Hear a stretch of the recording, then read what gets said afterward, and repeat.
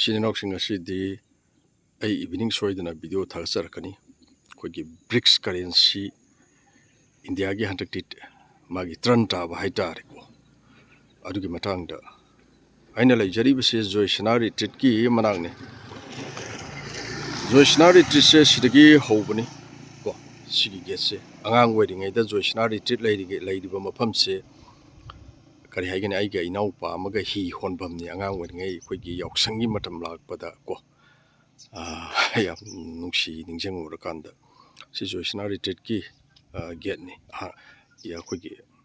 aduga sonti sangbani som satigi sangbani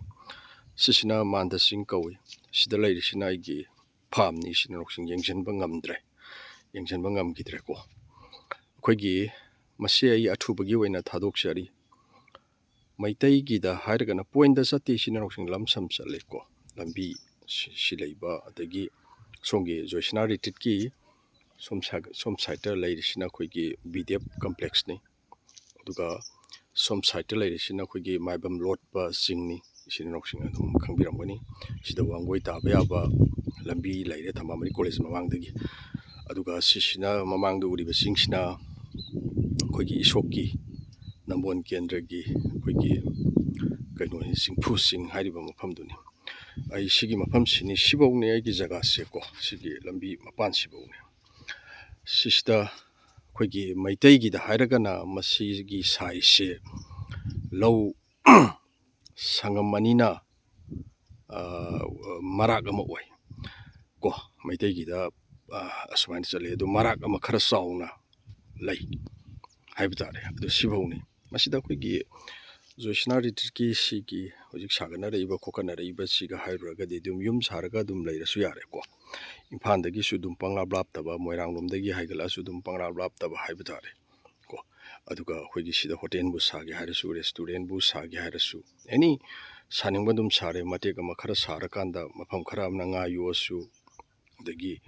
yen buloirasu tokana reiba mayamsi sista igi da farak kitang taba haibtare sinroksing aduna masi thadok taba yadabagi ai sumaina igi YouTube channel sida dumaina thagacharakpani aduna evening ai nungai be sinroksing pau thagalakani kaigino haibda khoigi Venezuela da su khoigi USA na adumaina khoigi landarakpa yabagi aduma possibility siam chauna leibdagi makhoigi myoisingda hojik train tawba hogre nupi angang loina yauna ko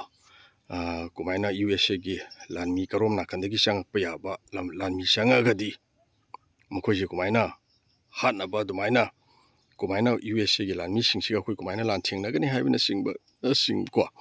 koina mamangdagi ju khangre kari maramgi USA na Venezuela da regime change tawba pami bano haibse thau sini sinroksing ataimtana ti main reason di okay Venezuela gi so asoiba khara lai ko Venezuela gi so asoiba lai adu Venezuela gi asoiba si dagi USA na pami misna saigi Venezuela gi thau sineba koina su khangre thau oil deposit leibse Venezuela se malemda khwaidigi dumaina sobane na adubu makhoigi oil deposit se fazana kari haigini masi fazana salaiba ngamdaba asina su Venezuela se laidaba leba ama ohenaba thau thoga su laidaba leba ama ohenaba honaba dumaina mating dumaina oi plus USA gi su sanction mayam ama thamjanba amasung Venezuela dagi thau leiba yaroi kana haibna singba mayam ama thamjanba se sisina maram oiraga kari haigini khoigi Venezuela se sumaina laidaba leba ama oi sinausing view su yam phajabani swagi mafam samna su peace oibane kari gumba kandadi sigi Joyshana retreat se sadringai dadi ayam laame haibdi thanda ko koi wakhan yam thueba adubu Joyshana retreat se sabadagi di koi mi siam lakpani na mi yamna sil lagadi koi kitang peace handara idanako aduna ni sinroksing athubagi ni sinroksing pambi ba sing yaurga su aingonda dum contact obiro ai shagini ko thank you so much.